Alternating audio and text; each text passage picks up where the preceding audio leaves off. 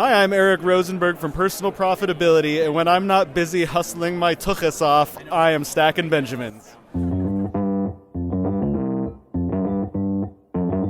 Live from Joe's mom's basement, it's the Stacking Benjamin Show.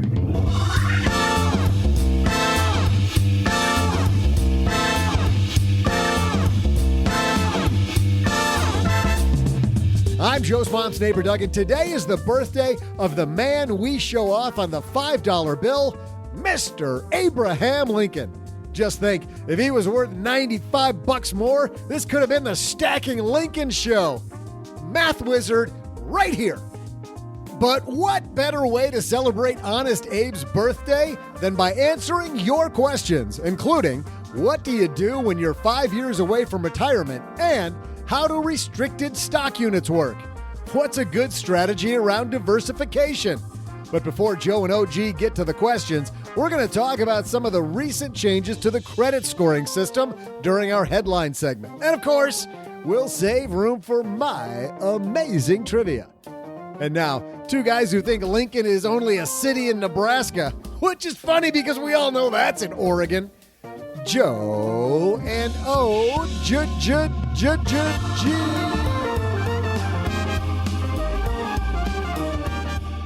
Everybody knows Lincoln's a city in Utah. Hello. It's a name of a park near Chicago. It's obvious. It's a name of a band, not a park. Lincoln Park is a band.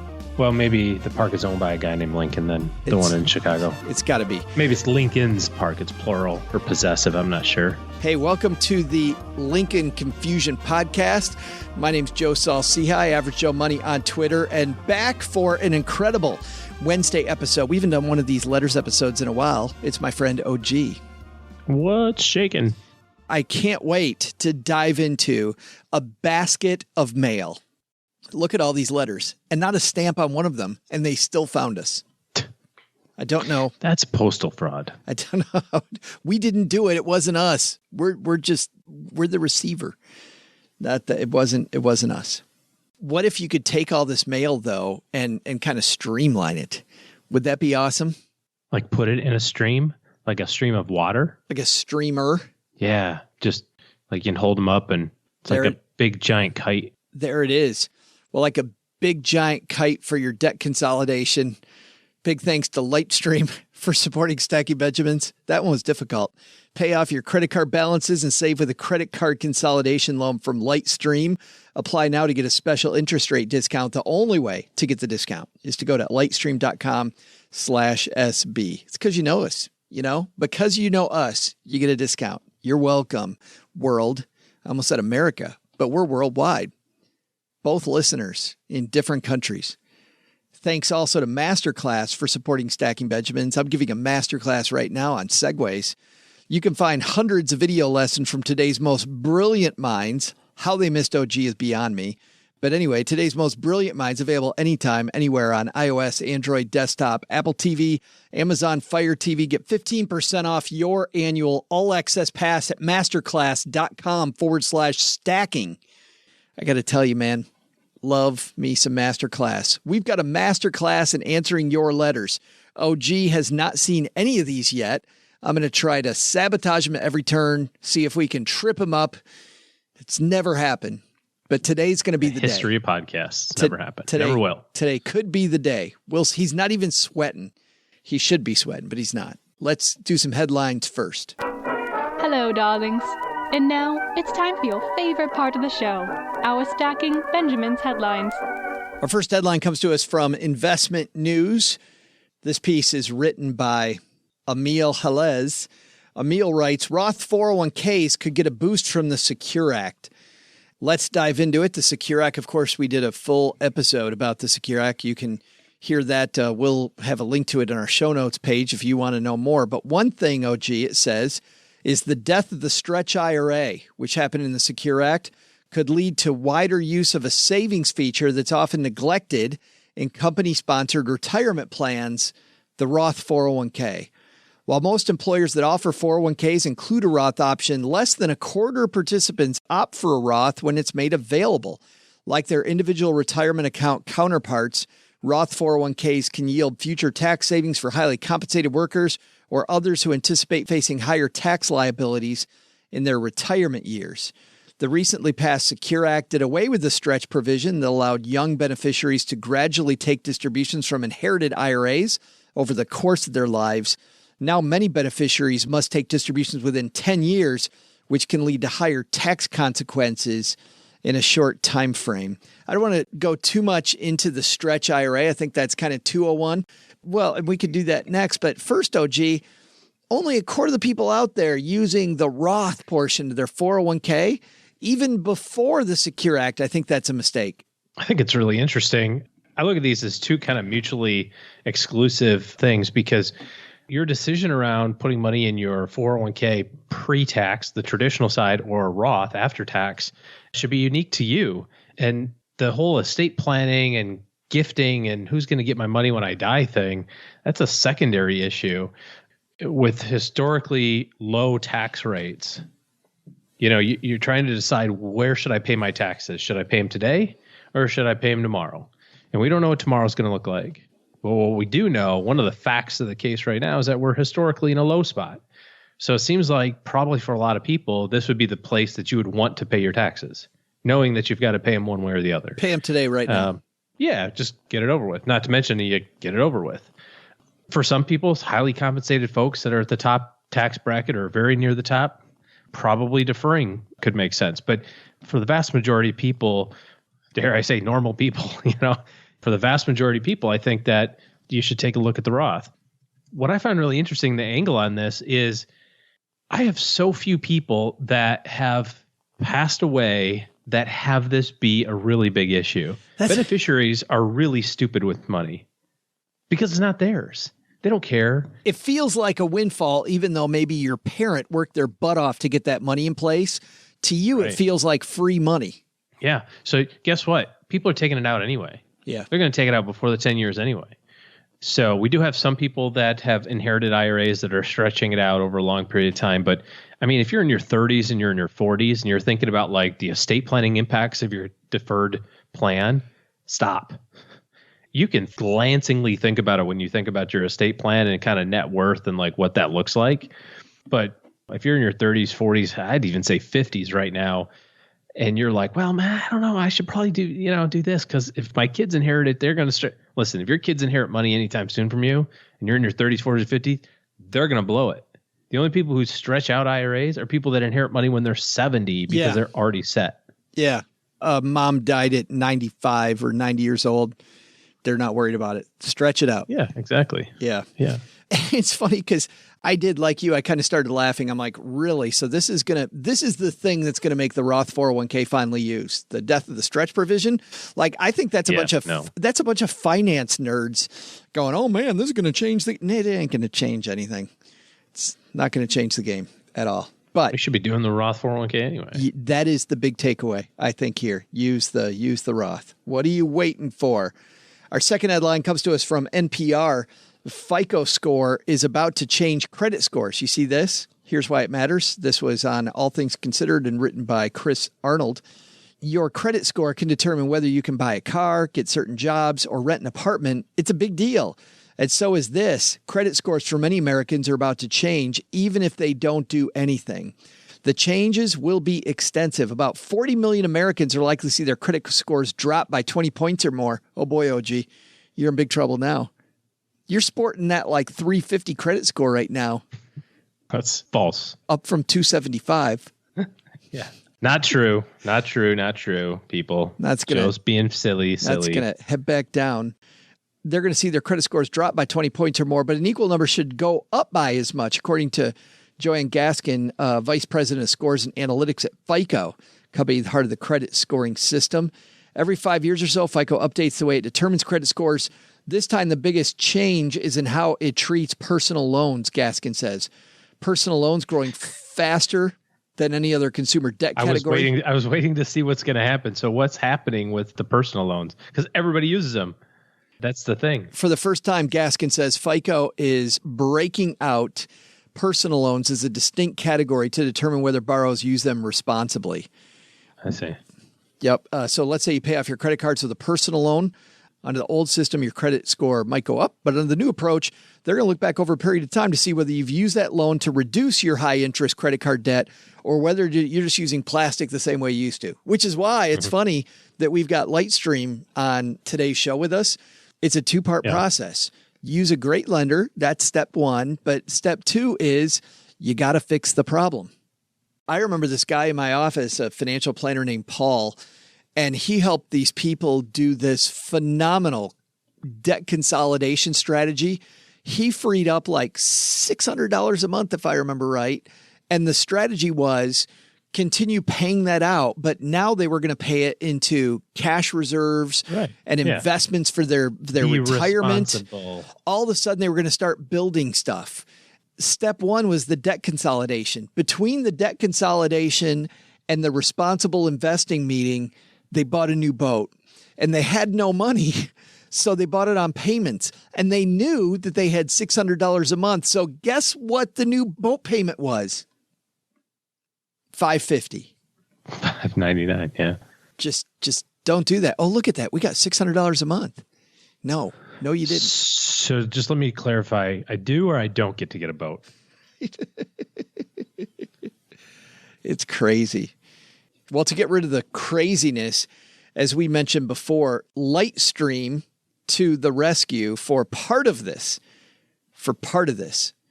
Because of the fact if you're paying a lot of money on interest and credit cards every month and it's about time to cut the cycle, one part of that is to consolidate them into one payment at a fixed rate instead of this rate that's all over the place. And instead of paying 50 different payments to 50 different places, make it one. Why not consolidate your credit cards into one place and start then saving money instead of going to buy the boat? It's easy to consolidate with a credit card consolidation loan from Lightstream. Rates are as low as 5.95% APR with auto pay. That rate, of course, much lower than the national average interest rate on credit cards, which is, is over 20% APR. Get a loan from $5,000 to $100,000 with absolutely zero fees. Lightstream believes that people with good credit deserve a better loan experience, and that's exactly what they deliver. Looking through these customer testimonials, I like this one. I heard about Lightstream through a radio program advertisement. I'm so glad I had the courage to reach out and try their service. Top-notch customer support and service, very streamlined process, and no issues or regrets. Just for stackers, apply now to get a special interest rate discount. I thought this was cool. Just because you listen to the show. So already you're trying to fix the problem. We're going to help you make it a little easier to fix it. But remember, you still have to get rid of the problem, spending money on the credit cards. The first step, consolidate that out, cut them up, live a cash lifestyle. The only way to get that discount, go to lightstream.com/SB. That's lightstream.com/SB. Of course, here comes the stuff that the legal people make you say. Subject to credit approval. Rate includes 0.5% auto pay discount. Terms and conditions apply. And offers and otters are subject to change. What happens if Lightstream changes all the otters? They're subject to change without notice. Visit lightstream.com/SB for more information. And I think that is a good takeaway. Get your credit card debt under control. Now's a great time. And with them changing the FICO score, it's going to get worse if you don't work at making it better sooner rather than later. And then the second headline, Roth 401K, probably a good idea for a lot of people not using it.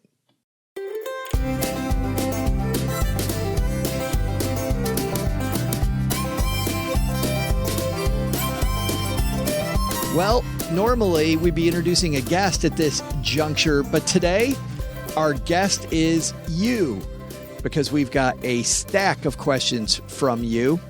We're going to start with this one from Tim. We were talking earlier, OG, about the Roth, and I like Tim's question here. This is kind of a long one. Got a 401k question, been racking his brain for weeks. He said he was scrolling to his feed and heard we were having a letters episode. So he pulled off to the side of the highway to ask the question. He said, the rest of the people on the plane aren't very pleased, but it's my financial future on the line, so I don't care. Nice. Tim's attempt at humor. Nice job, Tim. His quandary. As of January 1st, he has a Roth option in his 401k, like we were just talking about. Previously, he's been contributing 20% to the pre-tax 401k. He's tweaking his contribution. He's currently putting 17% to the Roth and 0 to the traditional in an effort to keep his take-home pay about the same.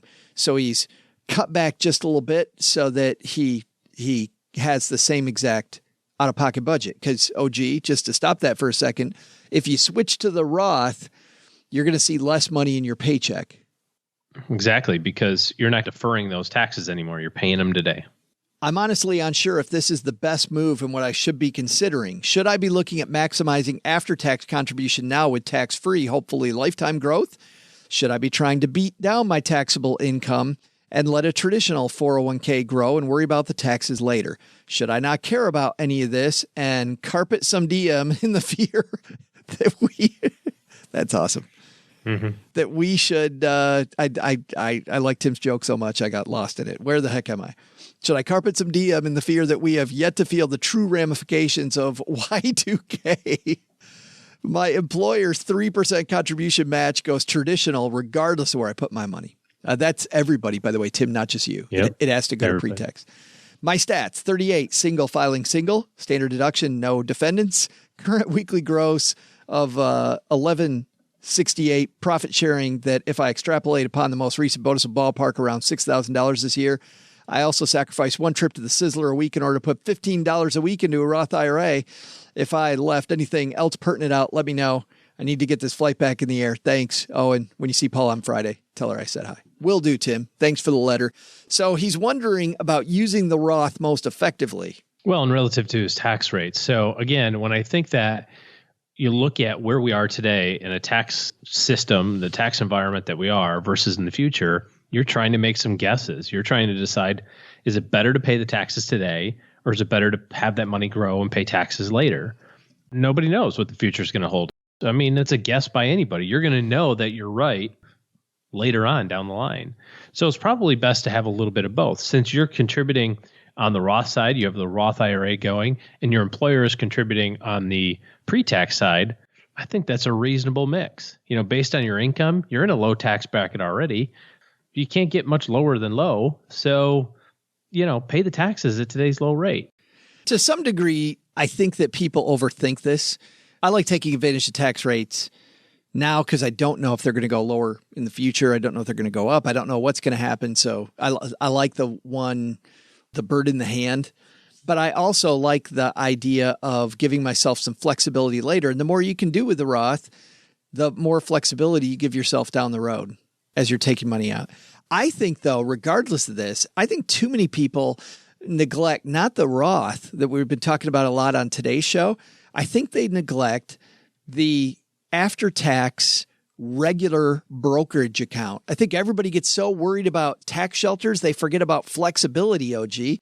I like having a little money that's growing that, yeah, okay, there's going to be a little bit of friction, right, with taxes, but I like having some money in a spot where I can take it out without having to ask permission from my uncle in Washington. Flexibility is really important, especially if you have any sort of desire to retire prior to the normal, air quotes, retirement age. And you never know what the future is going to hold. The good news about a Roth 401k and a Roth IRA is that you have the ability to, if you do run into some snags or you do need some flexibility, you have the ability to take that money out without any penalties, those contributions. Now, you can't do that at your Roth 401k. You have to move that into an IRA at some point. But, you know, there's a little bit of leeway. And here's the thing. If you saved 25% of your income and put it into the worst place imaginable. I wish that I could find this article. I know who did it. I should just look it up. But it was an article of buying the max 401k contributions for that year on the worst day of the year in the S&P, right? So you've got all the days charted out, and you've got it's basically the story of the world's worst market timer. He always buys on the worst possible day, which would be the high water mark. So he's always buying on the high water mark of the year. He's trying to day trade it. The simple fact of actually saving the money is the impactful thing. Yeah. You don't have to even get the investing timing right. So you have to be right on your investment. You don't have to be right in your tax shelter. You have to be right at any of that stuff. What you have to do is put away 20 or 25% of your comp every year. It's like, do the thing and everything else will just work itself out. Great question, Tim. Thanks for that. Let's move on to a fun one here from Trevor. Trevor left us a note on Instagram. He said that he'd like us to talk about have we ever taken any moonshots and how did they go? And by moonshots, he doesn't Tesla mean options, baby. He doesn't mean mooning people. What he means is, have we ever just taken a flyer on anything? So yes, I have. I have two stories, both me and someone dear to me. Both cautionary tales. Yeah, kind of. So my wife, her uncle is a really smart guy and was the chief financial officer of two really big companies. His second company that he was the CFO for didn't do so great for a really long time and kept on doing worse and then worse and then worser and then worsest. It was, a penny stock at one point almost. So I bought some stock in the company, a small amount, let's say $200 worth, or I'm sorry, 200 shares worth, which was probably $200 worth. And when it got to like $5 a share, I was like, heck yeah, dollar bills, ring the register. I'm out. Cha-ching. Right? Now, what my wife's uncle had done was he had given all of his siblings shares also. So my in-laws are now by proxy part of this deal, right? And so they're like, hey, what do you think? Hey, what do you think? Hey, what? I said, I don't know. Do whatever Tim says. Well, Tim can't say anything. He's a CFO. What do you think? I said, listen, he gave you the stock worth $10,000. I'm just making the numbers up. It was, let's say $10 a share. It went down to $2 a share. It's at $20 a share. I mean, I'm no day trading expert, but a free 100%, cha-ching. They're like, yeah, that's a really good idea. Let's just wait it out. It got to 25. What do you think? I said, geez, I don't know. It got to 30. I told you what I thought. They said, you know what? You're right. Let's sell. We're selling out at 30. Fast forward a couple of years, uncle's in town for family visit, and he says, hey, you guys are still holding all your stock, right? And we're like, yeah.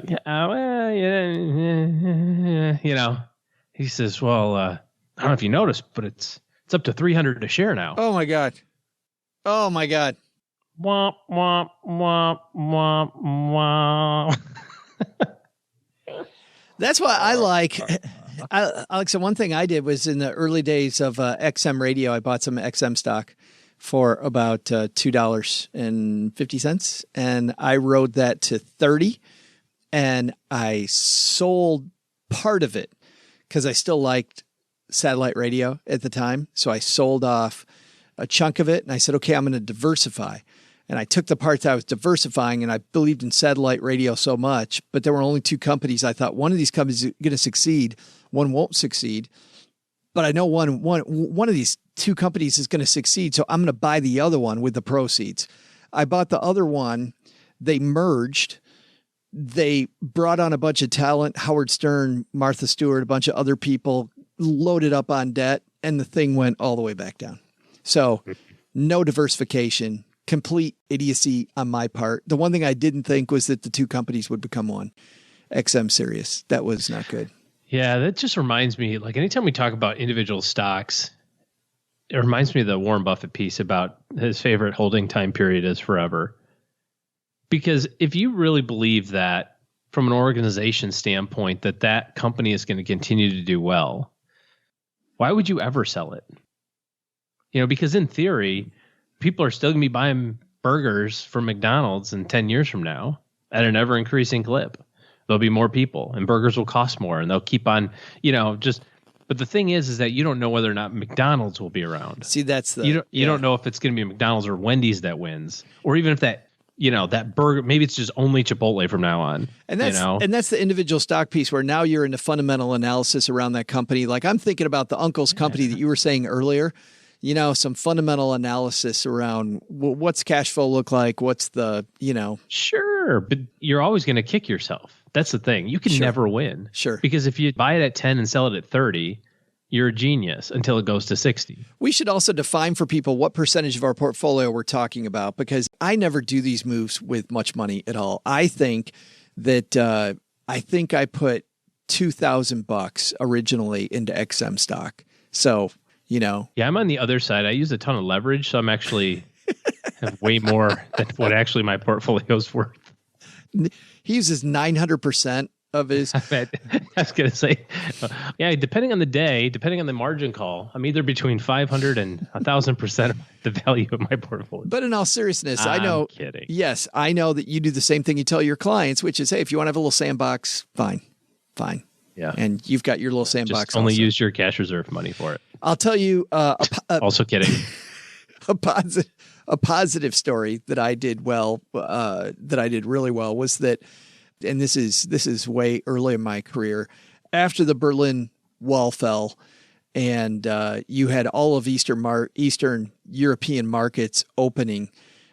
I was looking for investments in the late 1990s to get in on what was an exploding bunch of economies in the late 90s. Like, of course, we had the technology stuff here, but I was looking for other areas that were not the same. So part of my fun was I used the Austrian index. Good day, mate.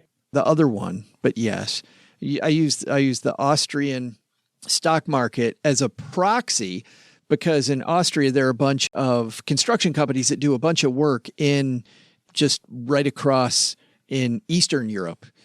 And so I ended up making a bunch of money off the Austrian index. I also did the same thing with the Singapore index right after the absolutely devastating tsunami that happened. And I wanted to find something here.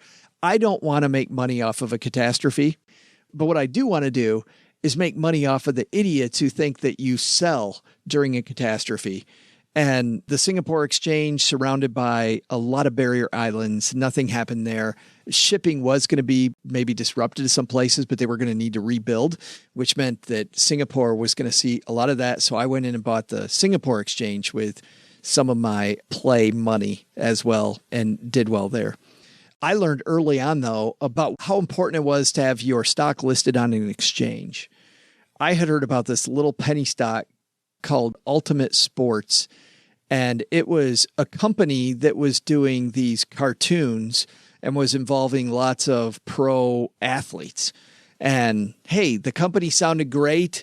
The price was incredibly low, but it wasn't listed. It was what's called a pink sheet, which means you go directly to the broker. So I placed the trade and immediately found out what stock manipulation was all about, what pump and dump schemes are, and this stock was all over the place, to the point that the CEO of the company was suing people who he thought were pumping and dumping. But as you know, OG, if you're not on an exchange, there are a bunch of people that do that, and they're very hard to prosecute.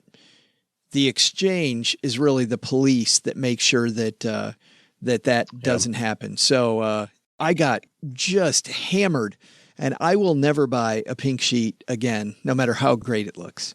That'll learn you, huh? Don't care what the story is. I don't know as much as the dude who's about to manipulate me. Exactly. So exactly right. Thanks for that question, Trevor. All right, we've got a few more questions here. You know what? I'm going to do one. There was a couple of funny ones. Ron asks us a question about the Super Bowl. Shakira or J-Lo? Who is better, OG?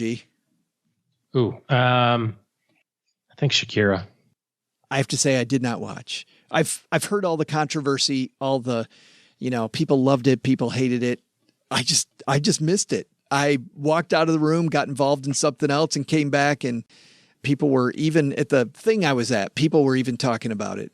The party was a house divided. Loved it, hated it. I don't know. I don't know. I had to pick one. Hard-hitting question. I think we're going to end there for now. We got a couple other, though, fantastic questions on the way. But first, I think it's time for Doug to take over while we get a little water. Hey, Stackers, I'm Joe's mom's neighbor, Doug, and since it's Honest Abe's birthday and all, I've decided to take a page out of old Abe Lincoln's book and be more honest with everyone in the basement. Who else is going to tell Joe about that zit on his nose, or that OG really needs to shed a few pounds in the old midsection? Know what I mean? Or that Joe's mom really shouldn't be wearing those jeans? Seriously, it's an affront to my eyes. Before I go and make America truthful again, here's today's trivia. In celebration of his birthday, how about some Abe Lincoln trivia, huh? Where did Abe Lincoln get his law degree? I'll be back with the answer as soon as I get back from my Spreading the Truth tour. Wish me luck!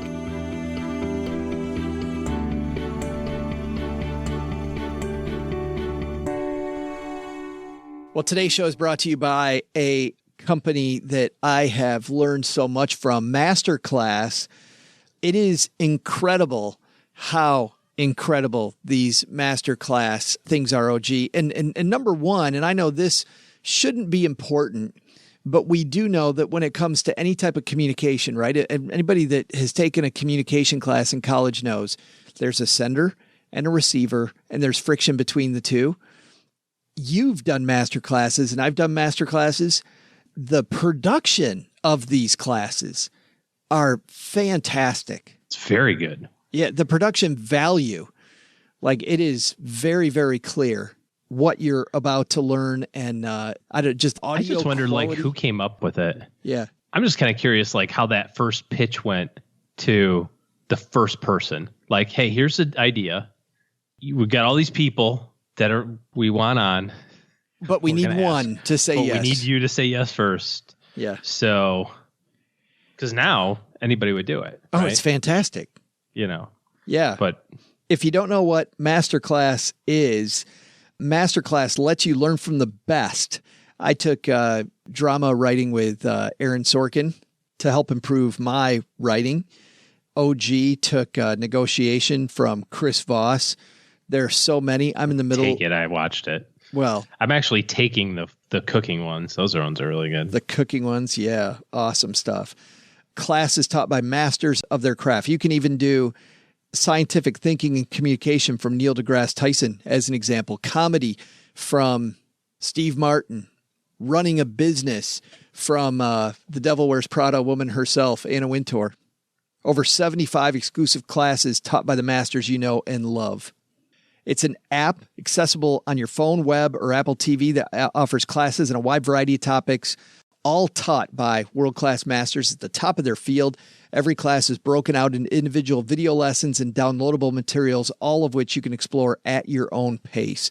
So whether you're interested in TV writing, game design, investigative journalism, or French pastry fundamentals, there's a master class for you. Lessons, each one are about 10 to 15 minutes, and there's a lot of them with each lesson. The all access pass is $180 a year. Single classes are $90. I feel like I got that value in about 15 minutes. Also, the lesson recaps and supplemental materials are incredible. You could probably talk to this OG, but my script here says cooking classes come with beautiful downloadable guides that are all to the level of a high-end cookbook. Mm-hmm. Yep, agree. Cinema quality classes we talked about earlier give you unparalleled access to a renowned master, show you everything from how to execute a technique to their insights into the craft that can be translated across many fields and disciplines.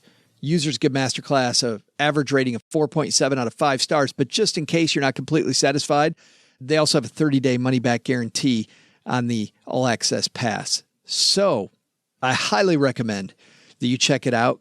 Get unlimited access to every Masterclass, and as a stacker, you get 15% off the annual All Access Pass. Go to masterclass.com/stacking. That's masterclass.com/stacking for 15% off Masterclass. Hey there, trivia fans. I'm Joe's mom's neighbor, Doug. Back with your answer. Your trivia answer, that is.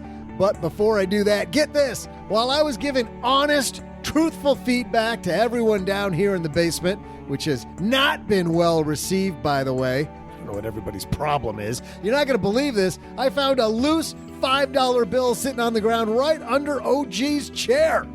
I know I'm supposed to be honest and all, but I also remember that famous Abraham Lincoln quote, $5 found is $5 earned.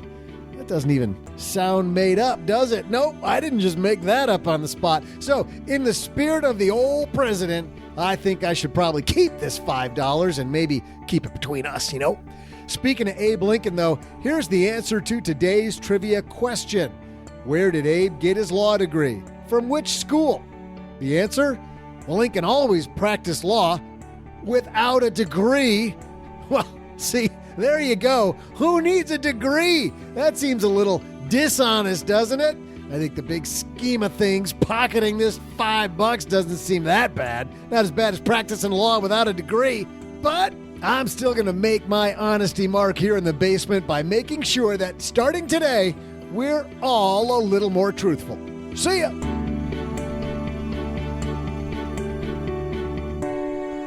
Lots more letters here. Let's dive into another one, OG. How about this?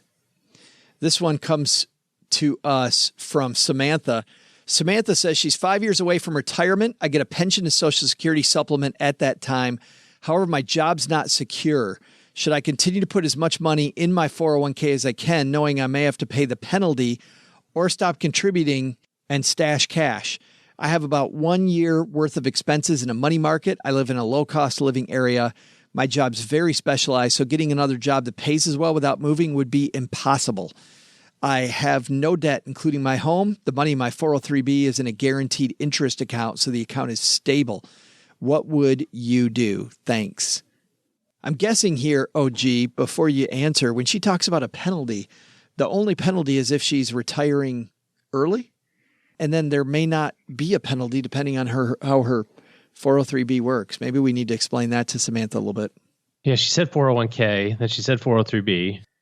There's a lot of missing links here, I think.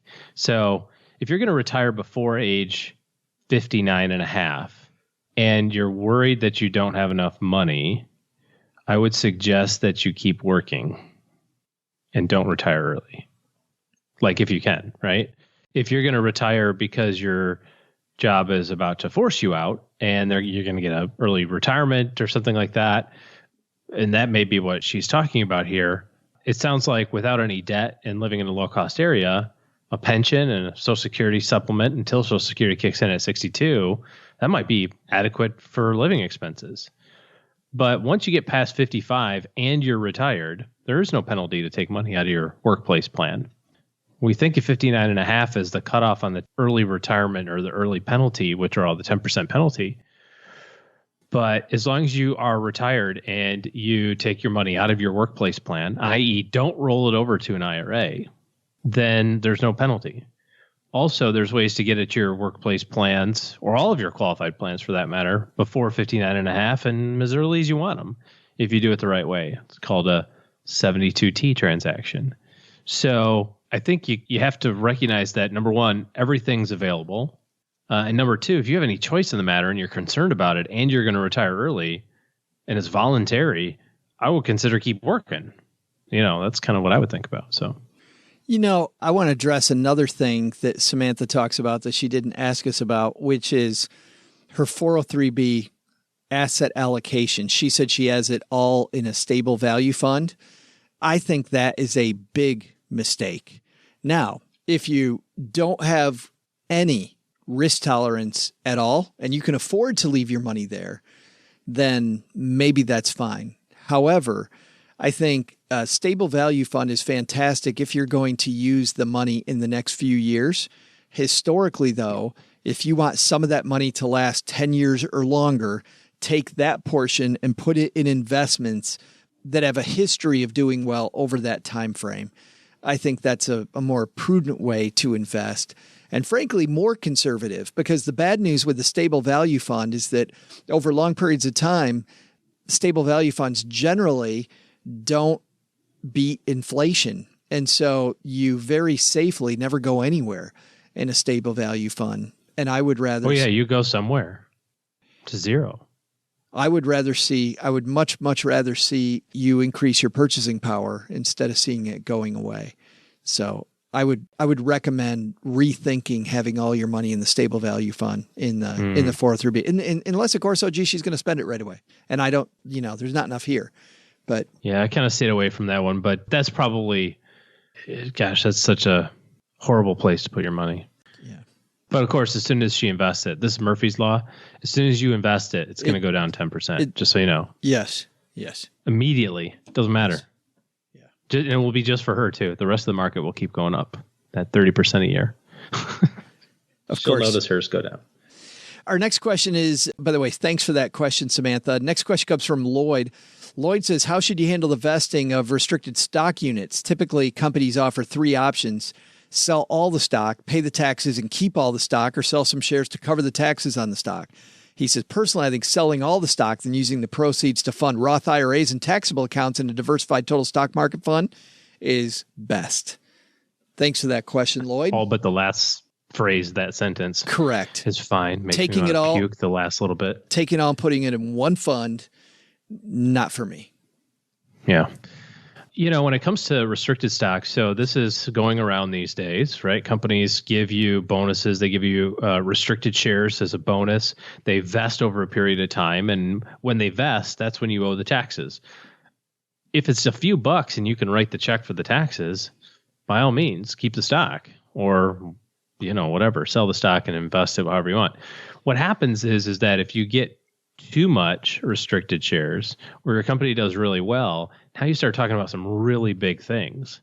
There was just an article a couple of weeks ago about the guy who owns Amazon, Jeff Bezos, selling like $1.8 billion worth of stock. I assume that some of that was in restricted shares. And when he gets his restricted shares, his have a lot more zeros on it than you or I would have. And so, of course, he has the money to pay the tax also. So I don't know. But the risk you run is you end up getting a bigger and bigger percentage of your overall investment pie tied up in one singular thing. And your job is also tied there too. So it becomes increasingly more perilous. So having a diversification strategy or a divesting strategy, I think, is really important. What we see a lot of people do is, like you said, is simply when they come due, they sell the shares to pay the taxes. They receive the rest of them and then sell the rest of the position on that day. If you believe in your organization and you think that from a appreciation standpoint, you might have a leg up versus other competitors or the economy as a whole, and you want to hold some, that's fine too. But I don't think that you want to get north of 10% of your overall investment net worth tied up in any company, let alone the one that's also employing you. We talked about earlier when OG was talking about his moonshot, talked about that company that went from 30 to 300. That can always happen. I always think that diversifying it is a sound approach. And it's not about getting rich tomorrow. It's about holding on to your money. I think holding it and growing it responsibly, I think, Lloyd, you're right on. But to OG's point, if there's something about the company that you really, really like, you've gone through some fundamental analysis and you clearly have a front row seat, what's going there, just watch how much of it you keep in one company. Thanks for the question, Lloyd. Next question comes to us from Jason. Jason asks, Monopoly, great game or the greatest game? Them's fighting words for you. It totally is. Jason doesn't know this, but Jason, I think Monopoly sucks. I don't like board games. Welcome to the Board Game Podcast.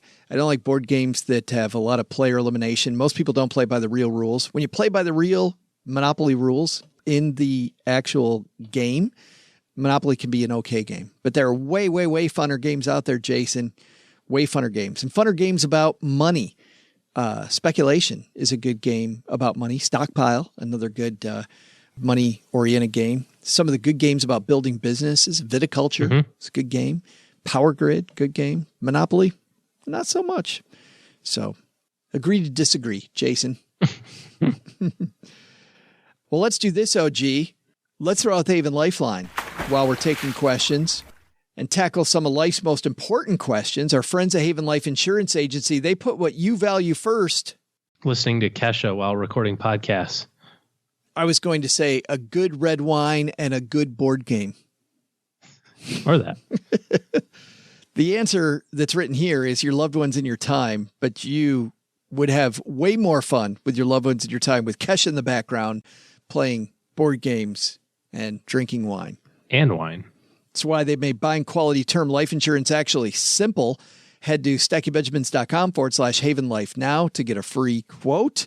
It is super simple, super online. Like we were saying on Monday, they've already shortened the process. You don't have to wait forever for somebody to come to your house and do a extensive physical. Prices are affordable.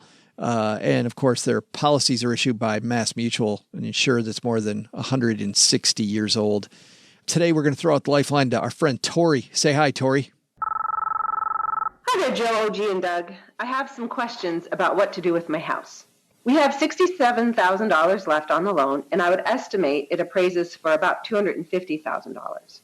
We're moving 5 hours away, which in this state like Texas is not that far. My question is, should we hold on to our house and rent via a property management company? Our neighbors are renting their house for $1,400 a month, and they pay the property management company 10% of the rent. If we rent ours out for that amount, we would not be making much money, but it would cover the entire mortgage. Here's a few more questions. Could we use the equity in the house to buy our next house? Should we rent when we get to the next city? Should we sell our house and take the equity of $180,000 and buy a house where the average house is about $300,000? Thanks for nothing, because I know I won't learn anything. Please say hi to Mom for me. See ya. We will do that, Tori. Thanks for the question. And what a great question. We had that when we moved from Michigan to Texas ourselves. So, OG, what do you think? Does she hold on to it, or does she sell it? I do think it's funny that, did she say that she's from Texas? No, she said her state like Texas. So 5 hours. States like Texas. Oh, okay. I was going to say, yeah, it's, we were talking about that at dinner the other day. It was a 5 hour drive in the same state's going to be maybe 3 states out there. You can do that? 4? It depends on how fast you drive, I suppose. But you were talking about that at dinner. Yeah. Just how it's pretty normal to, jump in the car and zip down from Dallas to Houston. It's only 4.5 hours or whatever. For dinner. Gives me a whole different viewpoint of Lansing from the basement here. It sure does, doesn't it? You could go. I mean, I've actually driven to Houston and back in one day, in a 1 day trip. And that would be like the equivalent of driving from Toledo to the Mackinac Bridge and back. And no one would ever do that in a million years ever. In Michigan or Ohio. They'd be like, you're doing what? Ever. Why? Yes. Like, to have dinner. Yeah. See my friends for the day. I got to drive an hour to Lansing? Yeah, forget it. Yeah. So I think that a lot of this is going to boil down to what's your personal cash flow like? Are you moving to a town and you make a couple $100,000 and, you can go buy a house and be done with it? If you need the money from your existing house to be able to put a reasonable down payment on the next house, or to make a reasonable effort at having a normal payment on the next house, then I think it's really important that you think about that. If you think that, hey, someday we might actually move back to the town that we're in. We like where we are. We have to move for this reason, but we might actually come back. And it wouldn't be nice if we came back to a paid for home. That I think that tips the scales toward keeping it and having somebody else pay for it. I think regardless, if you're unfamiliar with the area, if you're moving 5 hours away and you've done your research and you're like, I think this is the, subdivision I like or whatever, I don't think it hurts at all to rent for a short period of time. It costs almost nothing to keep all your stuff in storage. You can rent a place for probably under $1,000 a month, even a short-term 6-month lease. And you get a real sense of, what the commute's like to work and what the schools are like, where the kids are going to go and where the grocery store is, and just kind of that stuff that you don't really get a sense of until you get into a community. So I would be a huge advocate for that anyways. But the rest of the stuff I think is going to depend on those other variables.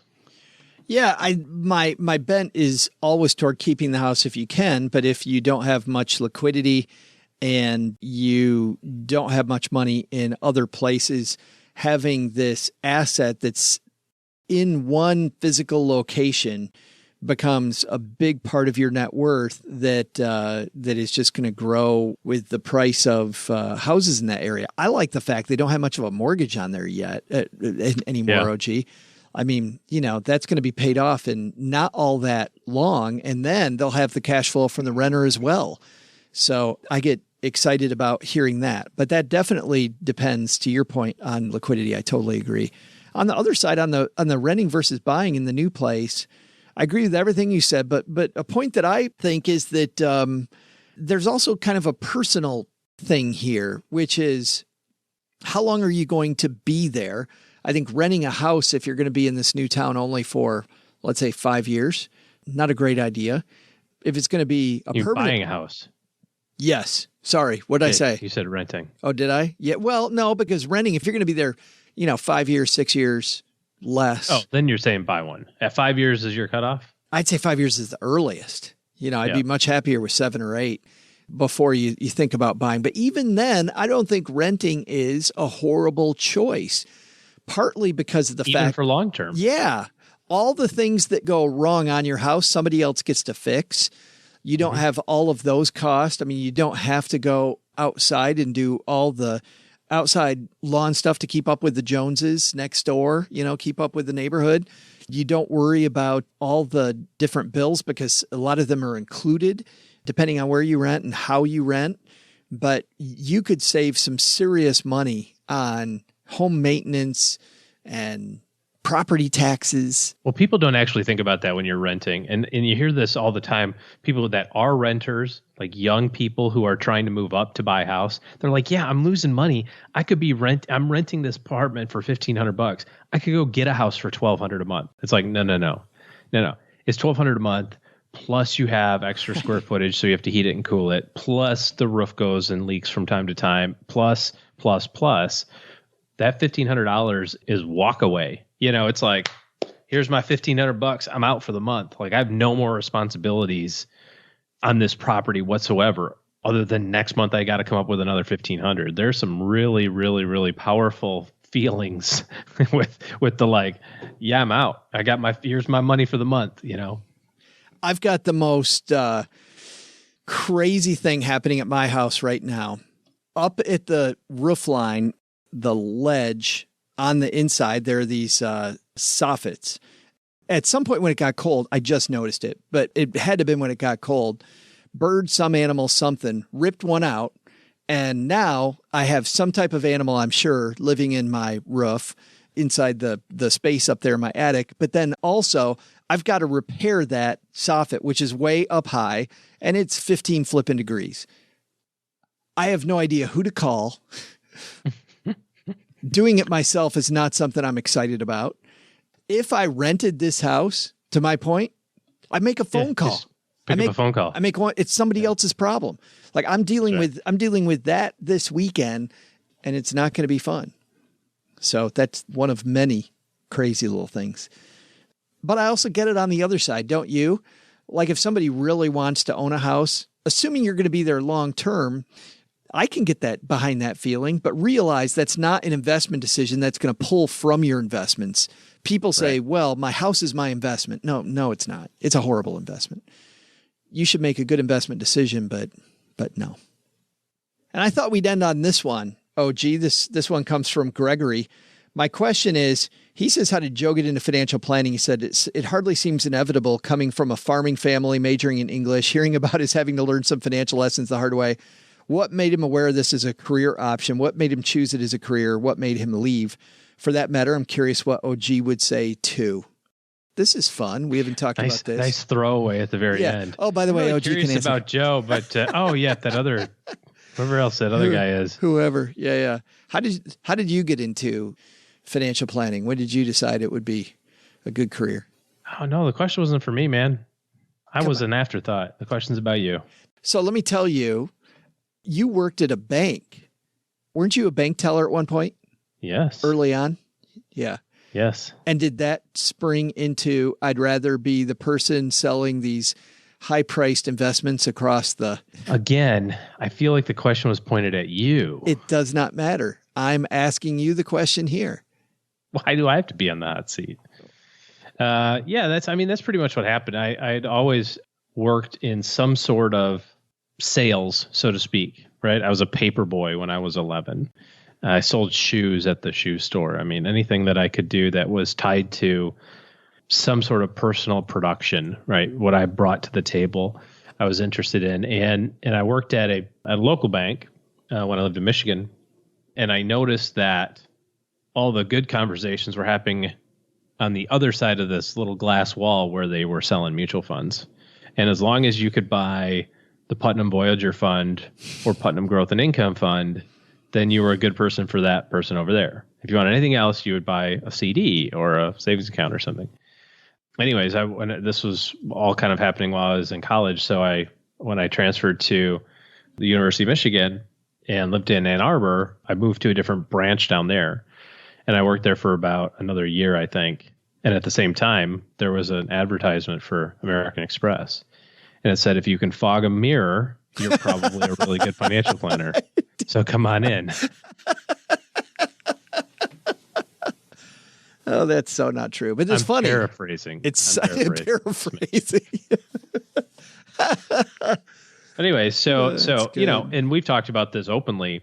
Our job, the way that our job was as financial advisors, and I'm using air quotes, from when I started in 1999, from when you started in 94, I think, something like that. Changed incredibly.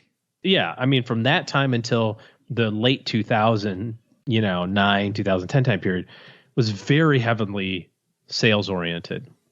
And so it wasn't so much about, can you be a good financial advisor? It was more like, can you be a good communicator of our company's stuff? And we have this stuff, we want you to put it in people's hands.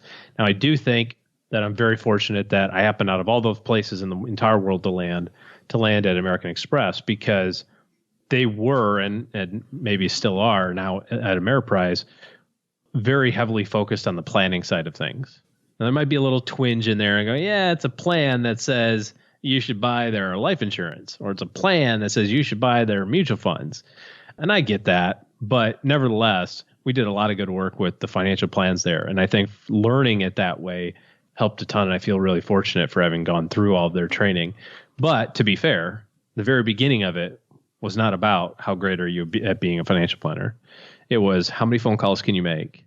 And how many people can you get on the phone to convince them to come in to schedule meetings? Because you had no other way of doing it. I mean, there was the internet, but it wasn't a thing. But it also taught me something very important, which I totally agree with. I mean, for us, I was on the phone, just begging people to work with me. But you know what it gave me? It gave me a bias toward action and movement, and not complaining when things aren't going my way, about swinging again. You recommended this coaching group that I go to. I just got back from another one, and something I noticed about all the people Strategic coach. Yep. Yeah, all the people in this room who are successful entrepreneurs, they all have a bias toward action. They all are doers. Yeah. Everybody in that room who is a successful entrepreneur is a doer. They don't sit around and whine about how things aren't fair. They do it, and they know sometimes things aren't fair. And don't get me wrong, they can complain about it, but that doesn't stop them from moving forward. So, and that's what that first year taught me. That first couple of years, yeah. And that's what I mean. Like when we were talking at the very beginning about the person who's like, well, which one of these is the best? Do I put it in this account, that account, that account, this account, that account?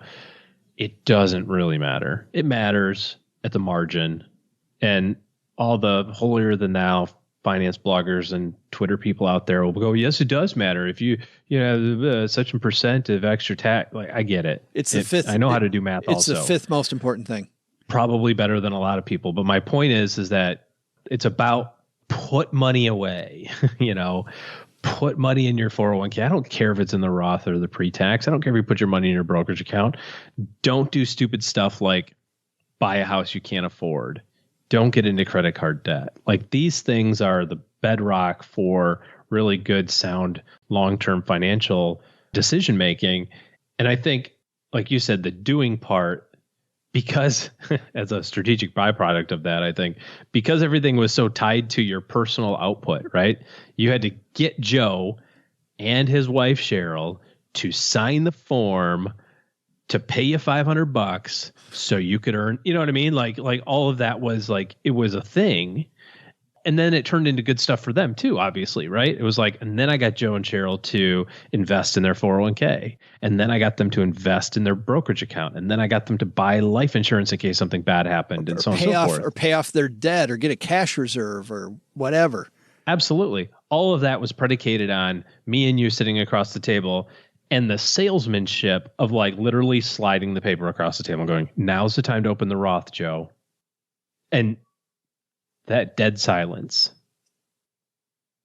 until you picked up the pen. And then okay, if you think this is the best, yeah, I think it's the best, but the other side of that was, I think, like you said, there's a 9-to-1 odds the other way of the person going, yeah, this isn't for me. See ya. Yeah. And you're going, okay, next, let's go. Who's the next one? I've got to keep moving this thing along. Yeah. I wouldn't trade that experience for the world. Now, the great news is that I think it taught me a really good base for communication and talking with people. But people today, like the people that are on my team that are financial planners, like they are not salespeople. It's funny because I was listening to one of my employees talk to a client, and it was really funny because she's like, okay, so you need to save an extra $500 a month. So we're going to go ahead and just get that started then, right?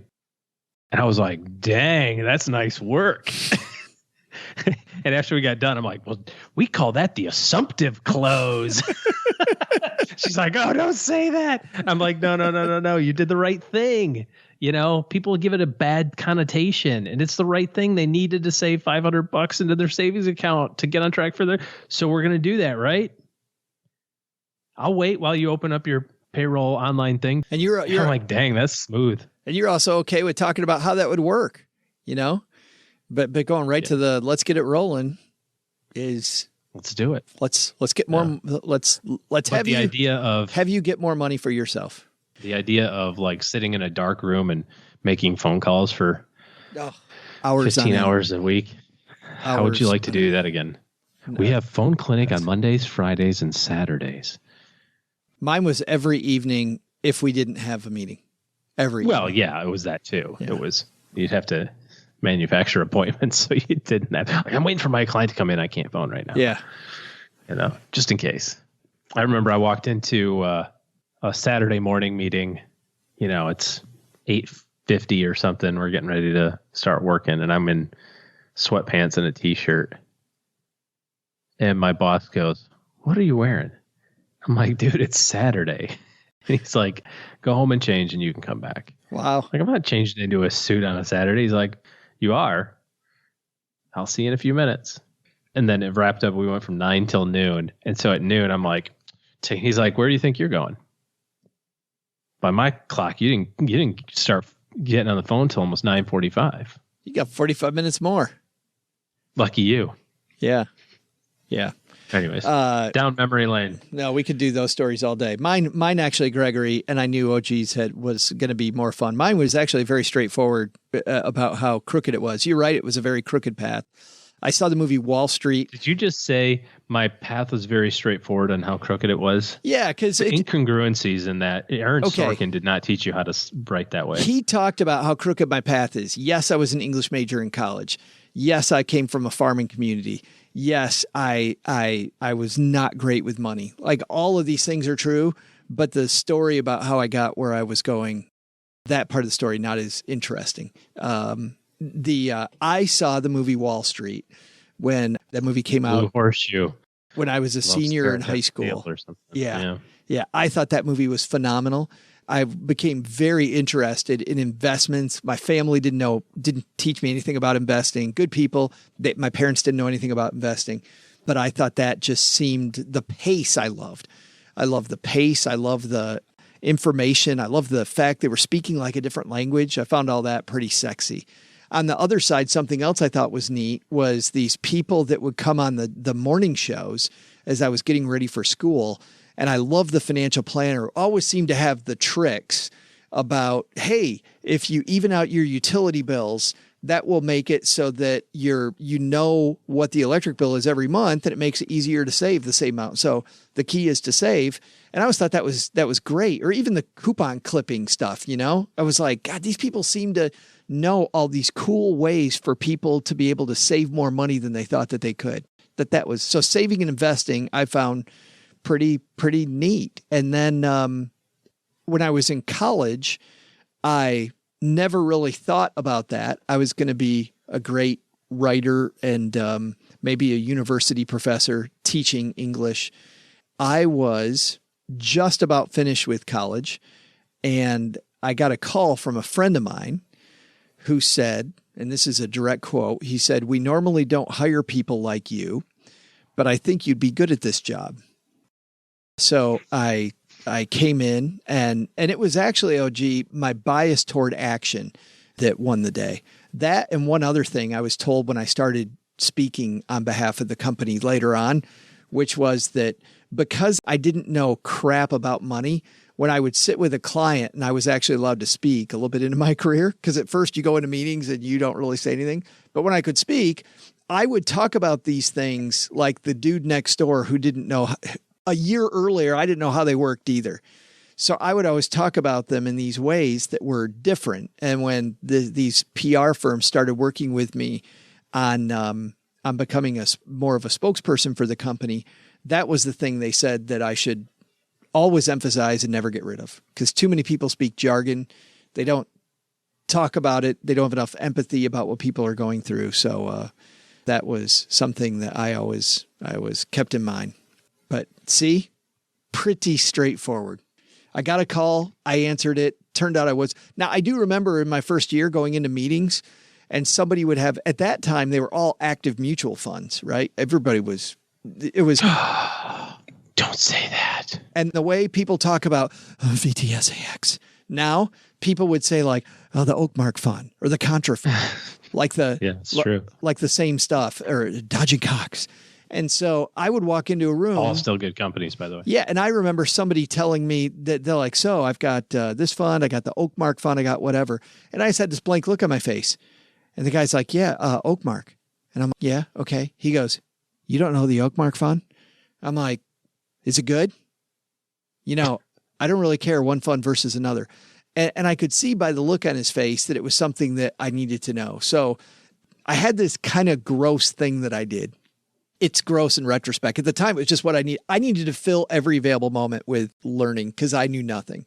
So beyond all the testing that we had to do where you learned a lot and the classes that we took every day, the same sales training that you and I, OG, talked about earlier, I also would always take financial publications to the bathroom or to lunch or wherever. I had, you know, we talked before with the Motley Fool stuff.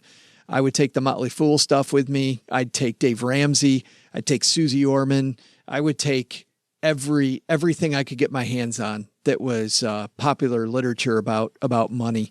And man, it was like a crash course. So, ta-da. See? Not as exciting. Sounds amazing. Yeah. Not as exciting. I don't know. Great stuff. Mine wasn't exciting either. Thanks for the question, Gregory. That's going to do it for today. Man, a lot of great questions. Love our letters episode. It's been a long time since we've done that. Been only 2 days, though, since we talked about whose review is on the refrigerator. And this time it's Matt the Bomber. Matt says, I wear a bag on my head when I listen to the show. 5 stars. That means he wants to be like you, OG. He says, makes the drive to work while I listen way more interesting, and I enjoy everyone except that one person. You know how I'm talking about. They, period, are, period, the, period, best, period. I have no idea what that means. It probably means OG's the best. Probably. I would guess. They are the best. They. I don't know who the they is. It's probably all of us. But anyway, Mom is very proud because it was 5 stars. And because Matt wears a bag over his head. And finally, if you're looking for financial planning help in your corner, OG and his team are taking clients. The doors are open. Head to stackingbenjamins.com/OG to find out how OG and his team can help you with your money to do better. Do better. All right, Doug, take it from here, man. What should we have learned today? Why, Joe, I'd be happy to tell everybody what they should have learned today. First, with the recent credit changes, it's likely that people with high credit scores will see a bump, while people who have fallen on bad times and have lower scores could see them lower further. Time to pay attention to your credit, people. See, that's some honesty right there. Second, the Roth 401K, that's a great idea. More honesty. But the big takeaway? Turns out, honesty is not the best policy. While Joe's mom looks terrible in those jeans, she replied that I look awesome washing windows. That's a lie. Fake news. And I had to give OG the $5 back too, and not even a finder's fee. That sucks.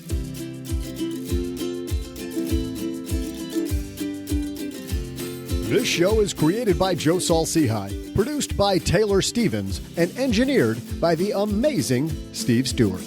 Online, visit us on Twitter at SBenjaminsCast or on our Facebook page. I'm Joe's mom's neighbor, Doug, and if you could only know what it really smells like down here. SB Podcasts may receive payment on the show from sponsors and guests in the form of books, giveaway items, discounts, or other remunerations. That's a big word. Have you ever asked yourself what wrong turn you made in your life that you ended up down here listening to us? There's no way you take advice from these dorks, but like Joe's mom always says, don't take advice from people you don't know. This show is for entertainment purposes only, and before making any financial decisions, consult with a real financial advisor.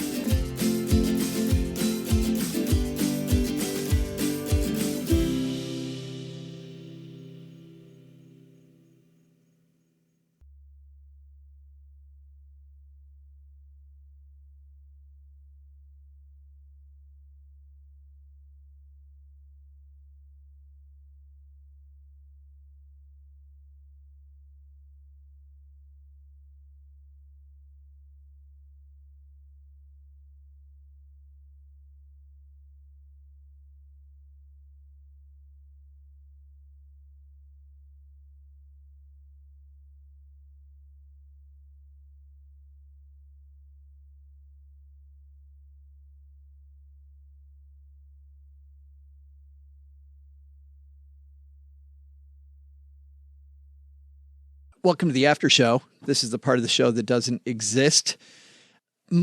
Every movie I've seen so far this year, not most, every movie I've seen so far, I categorize as last year because they were all Oscar contenders or award contenders. This is the first movie I saw this year that is not an award contender. Stars some little known people, but mostly a gentleman named Matthew McConaughey. This is The Gentleman. I want you to play a game with me, Ray. I don't want to play a game. Oh, please. No. I said play a game with me, Raymond. Right. Lovely. I want you to imagine a character. Your boss, Mickey Pearson. You're too smart to be blackmailing us, Fletcher. Sweet Mary Jane is my vice. Your poison, on the other hand, is and always has been the destroyer of worlds. You're out of touch, and I would like you to consider an offer. I am not for sale. The plot begins to thicken. Now, I can't be specific about the heroes and zeros, but our protagonist is a hungry animal. There is a lot of money hanging in the balance. Our antagonist explodes on the scene like a millennial firework and has indirectly started a war. I think you need to see this, boss. What's the one of my firearms? How do they find it? I'm making inquiries. His name is was spelled with a PA, so it sounds like Please! all right for hook on the Please! Sorry to beep out that end, but his name is pretty funny.